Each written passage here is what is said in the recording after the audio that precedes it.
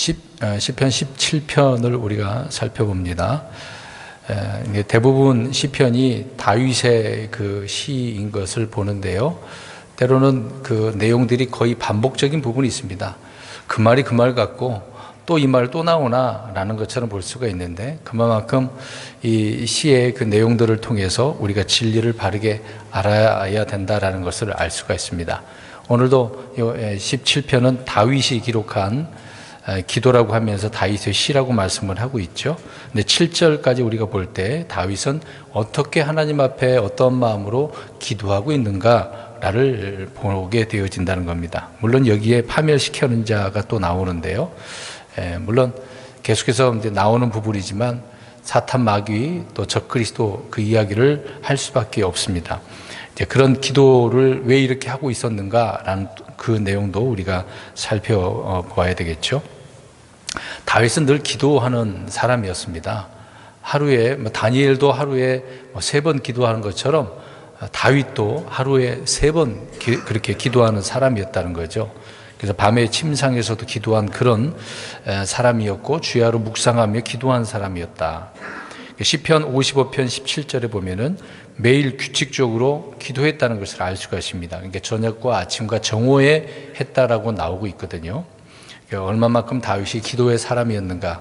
다윗은 찬양하는 사람이기도 하지만 또 왕으로서 통치하는 사람이기도 하지만 많은 부분에 있어서 하나님과 밀접한 관계를 맺고 있는 그런 사람이었다는 것이죠. 그러니까 하나님께서 좋아하시고 또 합당한 자로 여기는 건 아니겠습니까? 이 부분에 대해서 더 말씀드린다면 성경은 기도하라라고 말씀을 하고 있습니다. 이거는 명령입니다. 기도하라. 이게 명령이거든요. 근데 이 명령인데도 불구하고 우리는 우습게 그냥 넘어가는 경우가 많이 있습니다. 해도 되고 안 해도 되고 라고 생각할 수도 있겠지만 성경은 명령인 것입니다. 마태복음 26장 41절에 주님께서 말씀합니다. 너희가 시험에 빠지지 않게 깨어 뭐하라? 기도하라. 하라 그랬으니까 명령입니까? 아닙니까? 명령이잖아요. 시험에 빠지지 않으려면 기도해야 된다는 것은 당연한 일이거든요. 근데 우리는 평상시에 살면서 내가 시험에 지금 안 든 거다라고 생각할 수가 있어요. 그러나 시험에 들고 있는 중일 수도 있거든요. 항상 우리는 어떤 일이 우리에게 올지 모르기 때문에 기도로 준비하고 있어야 됩니다. 누가 마귀가 시험할 수도 있고 내가 육신의 욕심에 이끌려서 시험 받을 수도 있는 거고요. 여러 가지 이제 시험들을 우리가 당할 수가 있는데, 그렇지만 그런 시험에 우리가 빠지지 않기 위해서는 말씀대로 기도해야 된다. 바울도 역시 교회에 이제 골로새서 교회에 편지를 보내면서 항상 기도하라, 또 기도하면서 감사하라라고 말을 하고 있습니다. 데살로니가서에도 보면은 모든 일에 감사하고 찬양하고 기도하라고 말씀을 하고 있는 거죠.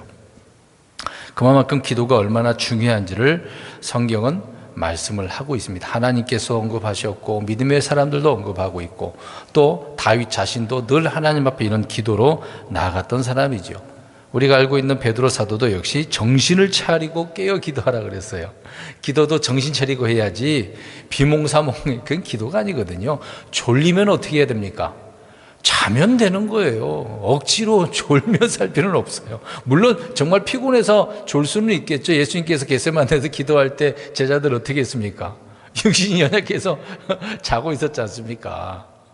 그건 육신이 연약하니까 어쩔 수 없는 거거든요. 졸리면 자면 됩니다. 그러나 깨어서는 맑은 정신으로 기도하면 되겠죠. 그런데 맑은 정신인데도 기도를 못한다는 것은 문제가 있는 것이겠습니다. 오늘 1절 보십시오. 오 주여 의로운 호소를 들으소서라고 이제 시작을 하고 있습니다. 먼저 이제 들으소서라고 영어로는 그렇게 되어 있습니다. 들으세요. 오 의로운 그렇게 되거든요. 근데 뒤에 내용을 말하고 이제 기도의 내용을 말하고 있기 때문에 오늘 이제 번역하신 분은 의로운 호소를 들으소서라고 해놨습니다. 그러니까 의로운 기도를 들으소서, 내가 간청하는 거, 기도하는 거, 호소를 들으소서, 이제 그런 의미가 되는 것이죠. 그러니까 다윗이 주님 앞에서 자신의 어떤 의를 근거로 기도하고 있다라는 것을 알 수가 있습니다. 그러니까 자기가 기도하는데 그게 어떤 기도라고 하고 있어요?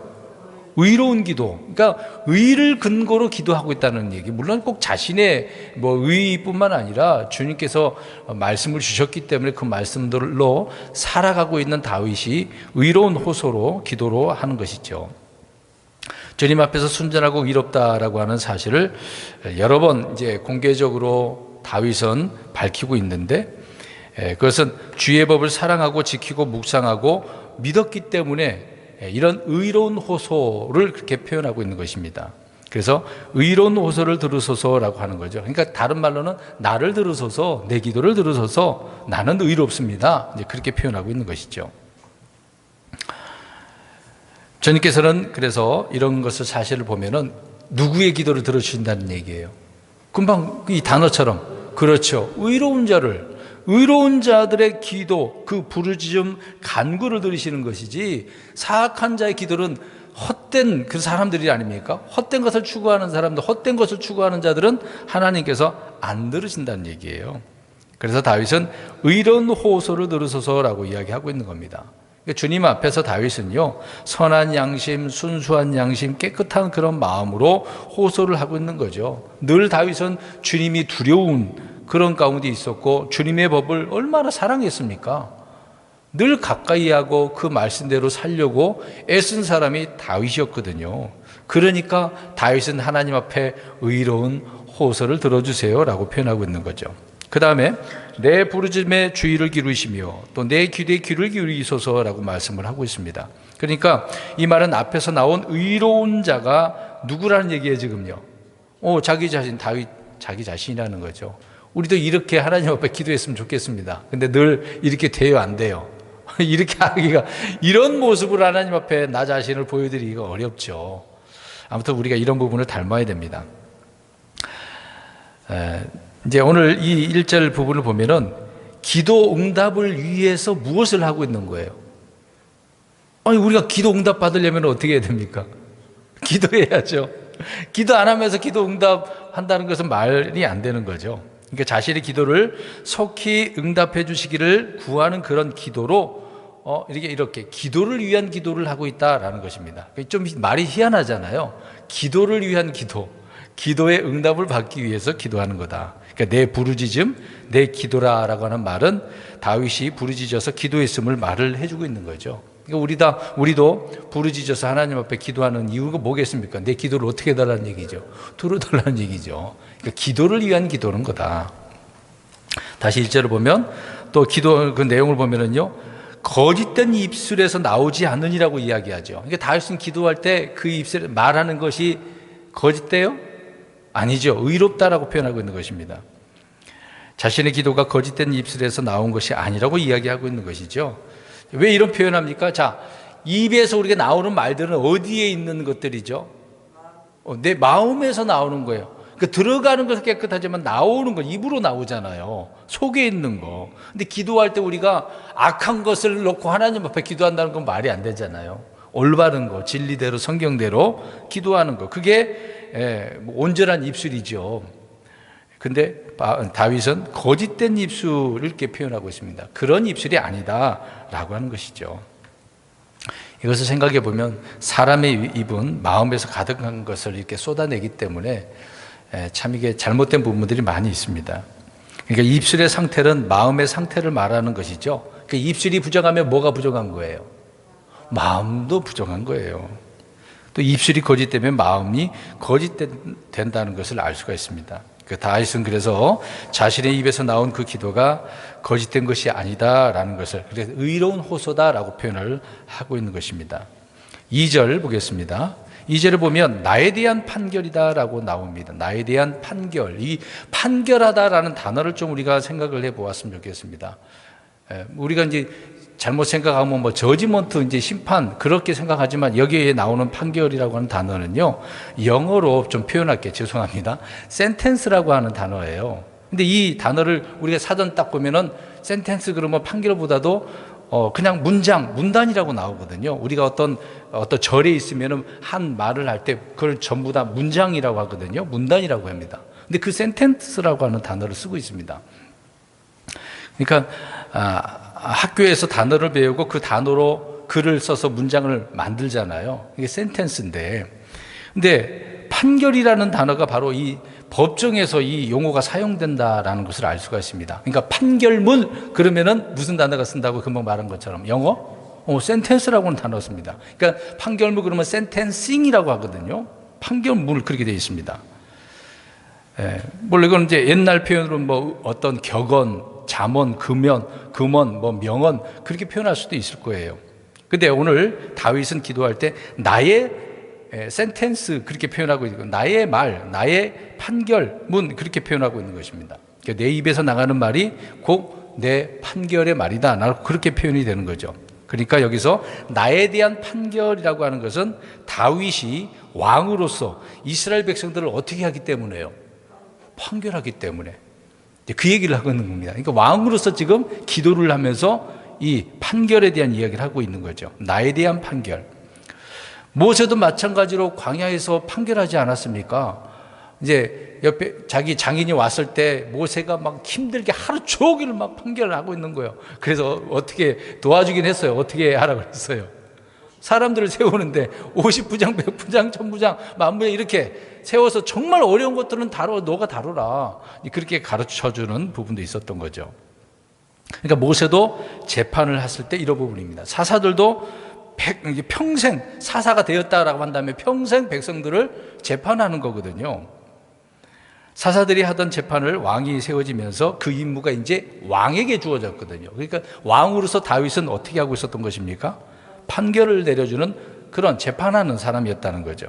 사무엘도 마찬가지로 마지막 사사 아닙니까? 그래서 이제 마지막 사사에서 왕으로 넘어가는 이제 사울 왕에 이게 왕으로 세우지 않습니까? 사람들이 그래서 사사의 재판을 받으려고 한 게 아니라 누구의 재판을 받기를 원했던 거죠? 왕의 재판. 다른 나라에 보니까 왕이 이렇게 하는 걸 너무 멋져 보였나 보죠. 그런 내용들을 성경은 말씀을 하고 있습니다. 아무튼 다윗이 오늘 나에 대한 판결이라고 할 때 왕으로서 백성들을 재판하는 사람이었는데, 그러니까 자신의 입에서 잘못된 판결이 나갈 것을 두려워하고 있는 내용이에요. 지금 2절 다시 한번 보세요. 하나님 앞에 지금 주님의 얼굴 앞에서 나온다라고 이야기하잖아요. 나에 대한 판결이 주님의 얼굴 앞에서 나온다. 얼마나 두렵겠어요. 자신의 판결이 주님 앞에서 나오게 해달라고, 올바르게 나오게 해달라는 얘기죠. 솔로몬이 하나님께서 환상급 꿈에서 나타나지 않았습니까? 무엇을 구했죠? 우리가 알고 있는 지혜잖아요. 그러니까 선과 악을 판별할 수 있는 그 지혜를 달라고 하나님 앞에 구하지 않았습니까? 그러니까 내 입에서 거짓이나 삐뚤어진 것이 나가지 않고 또 외모를 따라서 판단하지 않고 나의 판결이 주님 앞에서 나오게 해달라고, 그런 의미로 지금 이야기를 하고 있는 겁니다. 그래서 백성들을 재판하고 나라의 아주 중요한 것들을 결정하는 왕으로서 너무나 아주 중요한 기도를 하고 있는 것을 보게 되어집니다. 그러니까 우리도 어떤 어리석은 판단할 수도 있잖아요. 헛된 판단을 할 수 있지 않겠습니까? 어떤 결정을 내리는 일이 있어야 되는데, 그럴 때 이런 헛된 판단, 잘못된 판단을 내리지 않도록 오늘 다윗처럼 어떻게 해야 됩니까? 기도해야죠. 하나님 올바른 판단하게 해주세요. 내게 제대로 된 판단할 수 있는 능력을 달라고 기도를 해야 되는 것입니다. 그러니까 판단 한번 잘못하면 문제가 생기는 거죠. 이번에 압사 사건에서 얘기했더니 그 중요한 경찰을 좀 보내달라고 했는데 어떤 사람 어떻게 해야 됩니까? 그런 문제가 생겼으면 어떻게 해야 되겠죠? 경찰들을 빨리 보내줘야 되잖아요. 근데 보고를 했어. 이제 보고받은 사람이 어떻게 했다고 그랬습니까? 안 보내줬다고 얘기잖아요. 윗선에서 어떻게 문제가 생겼다고. 그러면 판단력이 지금 문제가 있는 거잖아요.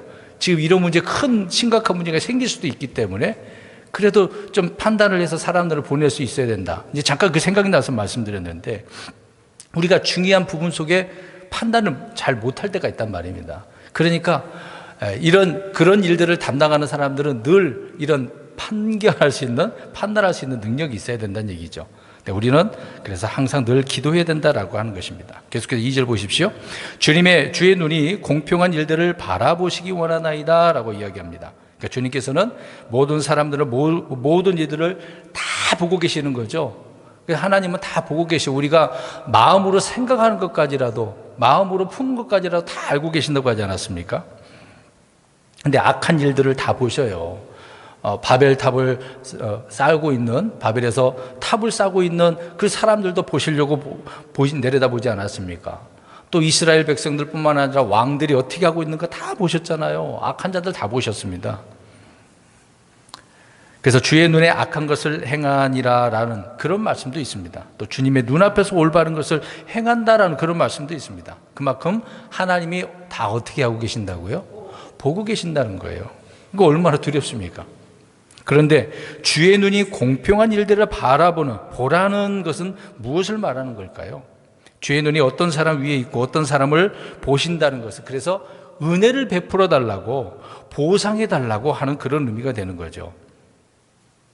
공평한, 이게 다윗은 항상 어떤 일을 하고 있는 사람이었습니까? 오늘 2절 후반절에 있는 것처럼 주의 눈이 공평한 일들을 바라보시기 원하나이다. 나에 대한 판결, 나는 그렇게 하고 있지 않습니까, 하나님? 내가 잘못한 거 있으면, 물론 그래서 다윗이 잘못했을 때 하나님께서 어떻게 하셨습니까? 압살롬에 의해서 도망가게 하시고, 그 음란함이 백주 된다지 다 드러나게 또 만들어 버리시고, 그럴 때 다윗이 얼마나 가슴 쳤겠어요. 그러나 그 외에 다윗은 옳은 일을 할 때 하나님 보신다는 거죠. 이 올바른 걸 하나님 보상해 주세요. 그런 의미가 되는 것입니다. 3절, 주께서 내 마음을 검증하셨으며, 앞에는 이제 나에 대한 판결이라고 하는데 내 마음을 어떻게 하셨다고 이야기합니까? 검증하셨다. 검증. 다른 표현으로는 시험, 이게 여기 말로는 또 검증으로 바뀌었네요. 예전에는 또 시험이라고 하는 부분인데, 이 프로브라고 하는 단어가 사용됐습니다. 시험하다라고 하는 의미인데 검증하다로 이렇게 번역을 해놨습니다. 과학에서나 어떤 뭐 증명하다, 입증하다, 이제 그런 의미거든요. 여러분, 우리가 이제 금 역시도 마찬가지로 품질을 입증하기 위해서 품질 실험을 하지 않습니까? 이게 정말 순도가 99.99냐? 그러면 어떻게 해봐야 돼요? 그 금을 어떻게 해봐야 됩니까? 녹여야죠. 뜨거운 물에다가 해봐야죠. 불순물이 얼마나 들어있는가 없는가. 그걸 확인해야 되는 것입니다. 그러니까 어떤 검사하다, 뭐 검수한다, 이런 단어를 사용하고 있는 것이죠. 그것처럼 주님은 성도들의 마음이 곧바른지 아닌지 그걸 입증하기 위해서, 시험하기 위해서, 또 연단하기 위해서 여러 가지 일들을 주시는 것 아니겠습니까? 뭐 꼭 프로브라고 하는 단어는 아니지만 성경에는요, 템테이션, 템프트라고 하는 단어가 있고요, 뭐 테스트라고 하는 단어는 김기현 성경에 없습니다. 아무튼 하나님께서는 이렇게 검증하는 거다라고 말씀을 하고 있는데, 다윗이 그래서 자기 마음을, 내 마음을 누가 검증하셨다라고 이야기합니까? 하나님이. 그러니까 하나님이 검증하려면 어떻게 해야 돼요? 다 보고 계시지만 연단하신다는 얘기예요. 그것을 말씀을 하고 있는 겁니다. 자, 우리는 그래서 하나님 앞에 믿음을 연단하시는, 또 우리도 그런 부분이니까 하나님 앞에 나 자신을 입증시켜서 보여드려야 돼요. 오늘 다윗처럼 주님, 나 하나님 의로운 자입니다. 하나님 말씀대로 살았습니다. 올바른 일을 행했습니다. 라고 이렇게 하나님 앞에 말할 때 우리 자신이 내 믿음뿐만 아니라 생각뿐만 아니라 삶으로 어떻게 해야 됩니까? 스스로가 오늘 이 단어처럼 검증해야 돼, 입증해야 돼요. 스스로가 내가 이걸 입증해서 하나님 앞에 보여드려야 되는 겁니다. 그래서 고린도후서 13장 5절을 보면은 자신이 믿음 안에 있는지 입증하라고 그랬어요. 우리 스스로가 입증해야 돼요. 내가 믿음 안에 있나? 내가 지금 잘 믿고 있나? 내 마음이 흔들리고 있는 거 아니야? 두 마음 갖고 있지 않는 거 아니야? 스스로가 그거를 늘 말씀으로 판단을 해서 입증시켜야 돼요.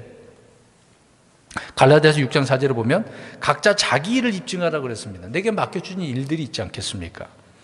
또 에베소서 5장 10절에는 주께서 받으실 만한 것이 무엇인지, 내가 하나님 앞에 드려야 되는 건데 삶을 통해서 믿음의 선한 열매를 드려야 되는 거잖아요.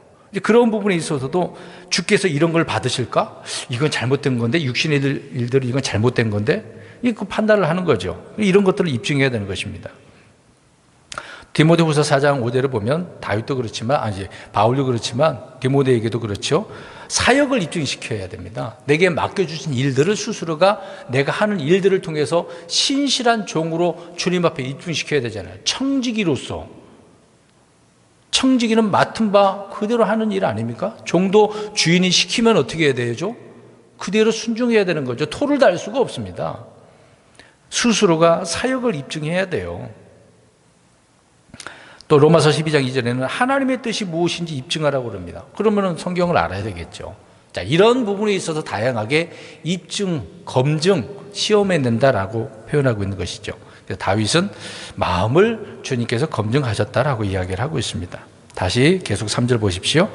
밤에 나를 찾아오사 나를 시험하셨으나 아무것도 찾지 못하리이다. 자, 주께서 검증하셨어. 검증하니까 올바르게 드러났어. 근데 주님께서 찾아오셨는데 또 시험하셨는데 찾아요, 못 찾아요?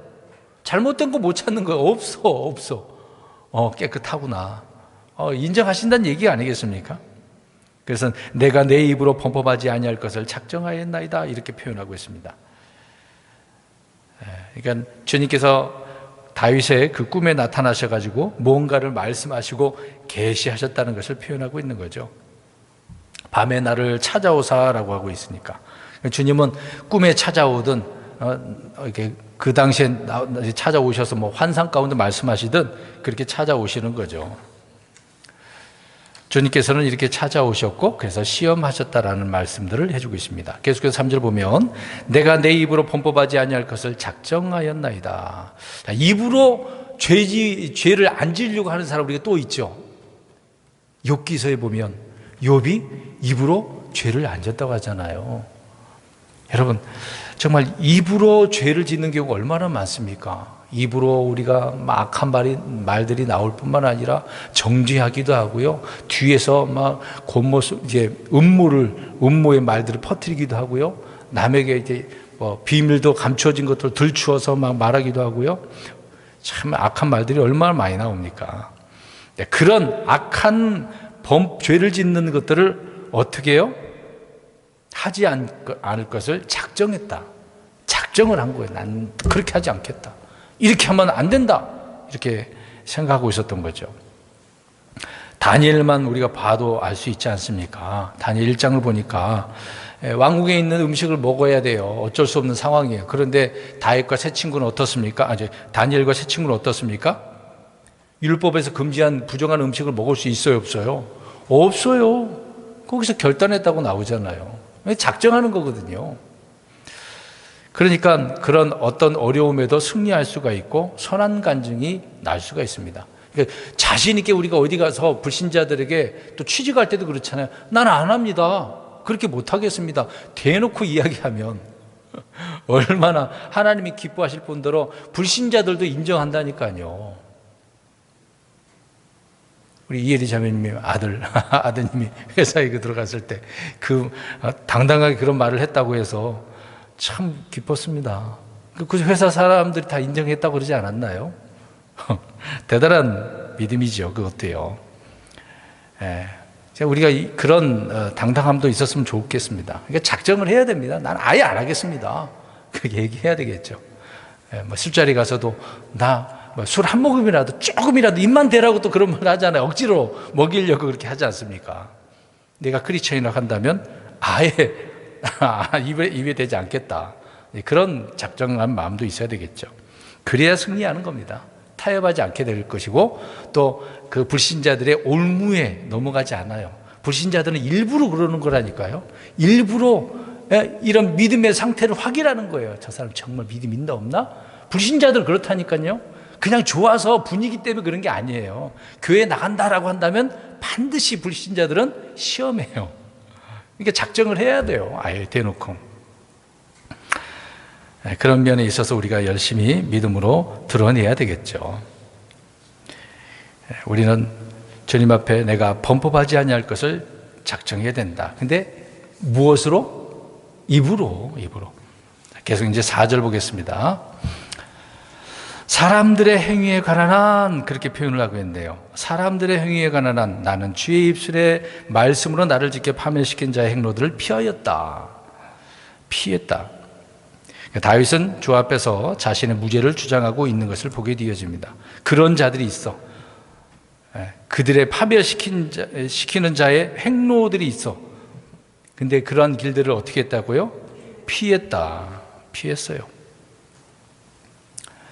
참 마귀는요, 참 우리를 고소하는 그런 자 아닙니까? 욥을 고소한 것처럼 계속해서 고소합니다. 앞으로 계시록 12장 10절에도 보면은요, 환난 때도 형제들을 고소하는 자, 곧 우리 하나님 앞에서 밤낮으로 그들을 고소하던 자가 쫓겨났었다라고 이야기합니다. 그러니까 마귀는 고소하는 자거든요.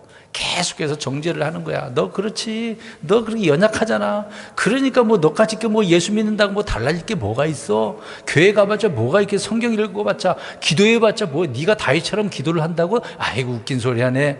이런 식으로 고소하는 거예요. 하나님 앞에 가, 보세요 하나님 저 보세요. 제가 이런 말 하니까 금방 저렇게 그대로 믿잖아요. 하나님 마음 믿고 내 말 잘 믿잖아요. 그렇게 고소한단 말이죠. 얼마나 나쁜 놈인데요. 그런데 다윗은 자신의 믿음과 순전함을 어떻게 한 사람입니까? 지키고 무죄를 입증하는 그런 사람이었던 거죠. 하나님께서 그렇게 시험하시고 입증하신 부분도 있는 것을 봅니다. 자, 아무튼 4절에 사람들의 행위에 가난한이라고 하고 있는데, 사람들의 행위는 이 세상의 풍조, 세상에 흘러가는 조류들이 아니겠습니까?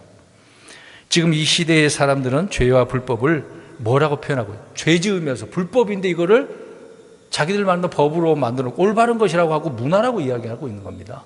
사악한 것인데 이게 문화인데요 라고 이야기해요. 이런 사람들의 행위에 관한 그런 부분이 되겠죠.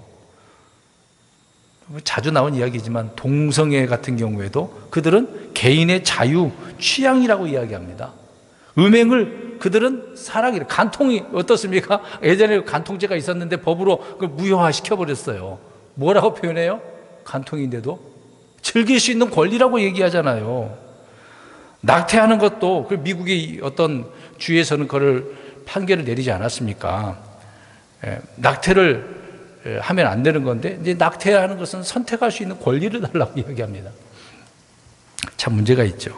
근데 희한하도 이들은 그걸 차별이라고 이야기하잖아요. 그러면서도 우리 이제 말씀 복음에 대해서 기독교에 대해서는 반대하고 박해를 합니다. 왜요?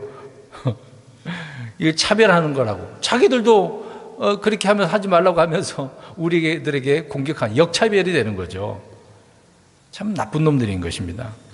그러니까 우리가 지금 살고 있는 이 세대의 사람들의 행위들이 이렇게 흘러가고 있는 거예요. 다윗 시대 때도 그런 부분이 얼마나 많았겠습니까?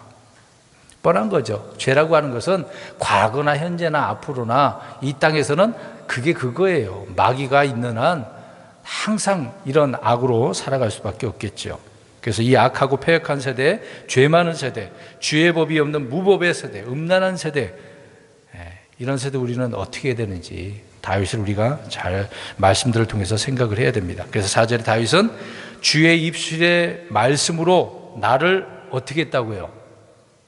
나를 지켰는데 무엇으로? 주님의 입술의 말씀으로 지켰다고 이야기를 하고 있습니다. 자, 이것이 우리 성도들이 이 세상을 의롭고 경건하게 하나님의 뜻대로 사는 방법이라는 것을 알 수가 있습니다.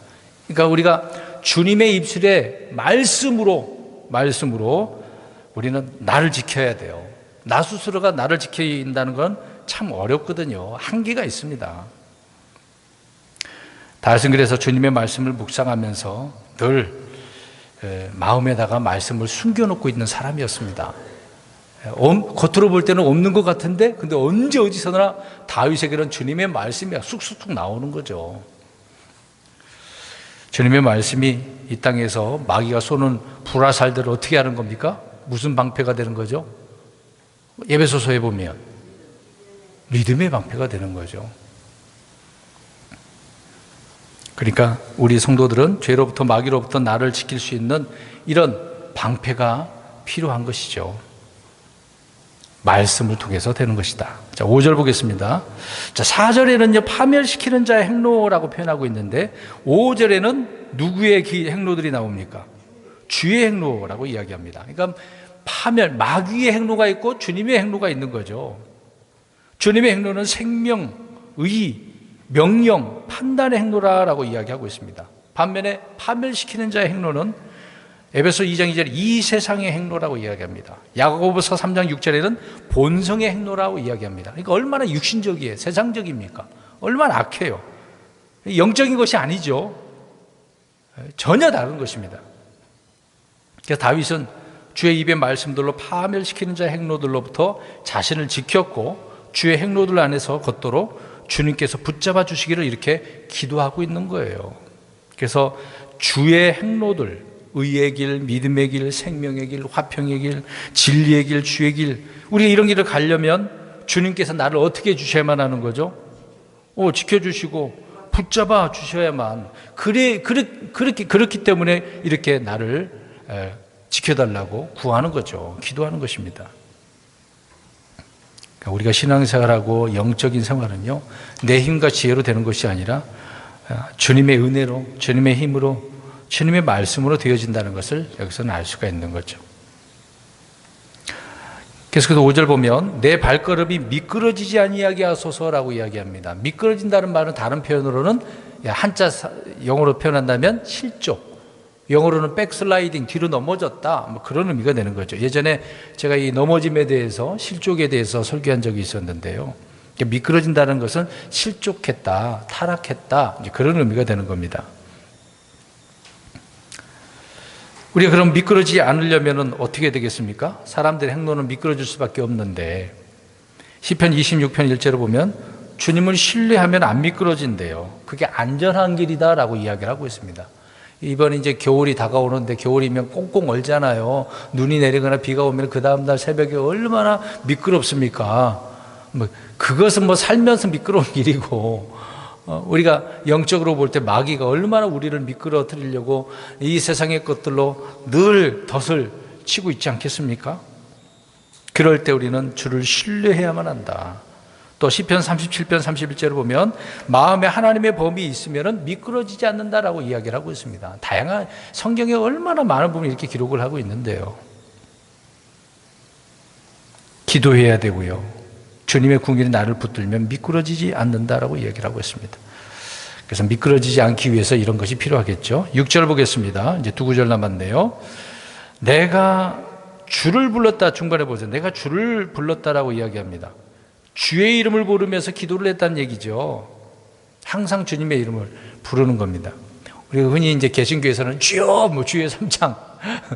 얼마나 막 간절하게 기도하기 위해서 주의 삼창까지 하겠습니까? 한 번은 부르든 만 번을 부르든 우리는 주님의 이름은 참 중요하죠. 그렇게 불러가면서 쉬지 않고 기도하고 끊임없이 기도하고 규칙적으로 기도를 하고 있는 거죠.